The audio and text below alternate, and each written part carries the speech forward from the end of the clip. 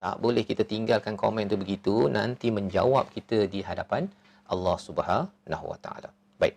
Kita nak pergi pada ayat yang ke-12. Kali ini kita nak baca ayat 12 ini dengan Nahawan, dengan Ustaz Husaini. Nanti lagunya kita serahkan dulu kepada Al-Fadhil Ustaz Husaini. Ahlan Ustaz.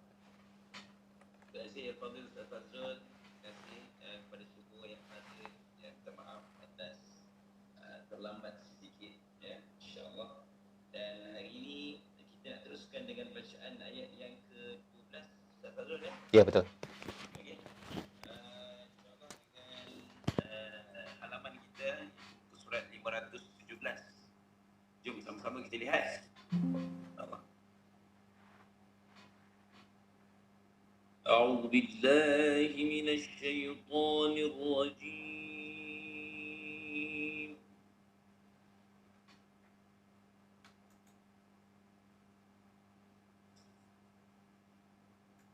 Ya ayyuhalladzina amanu ijtanibu katsiran minadh-dhanni inna ba'dadh-dhanni itsm wa la tajassasu wa la yaghtab ba'dukum ba'dhan ayuhibbu ahadukum an ya'kula lahma akhihi maytan fakarihtumuh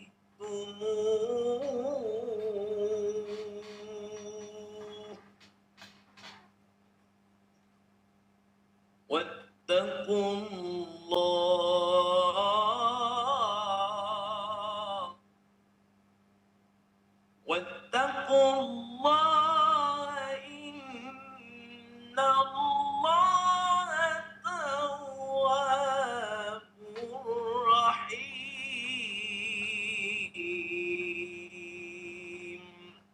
Sadaqallahul azim.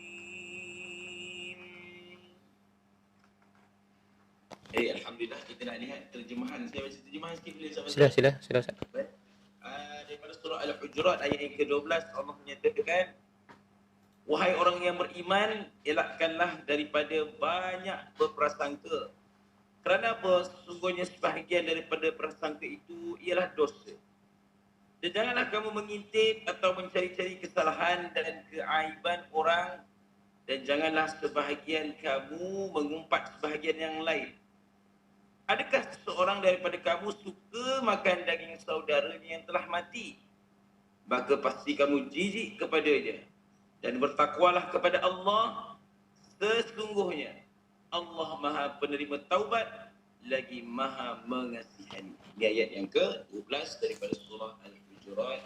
Kalau tadi mungkin ayat 11 tu jangan suka melebel-lebel orang. Siapa suruh lihat? Ya. Macam contoh tadi yang botol tadi lah. Botol tadi kan? Ada lagi.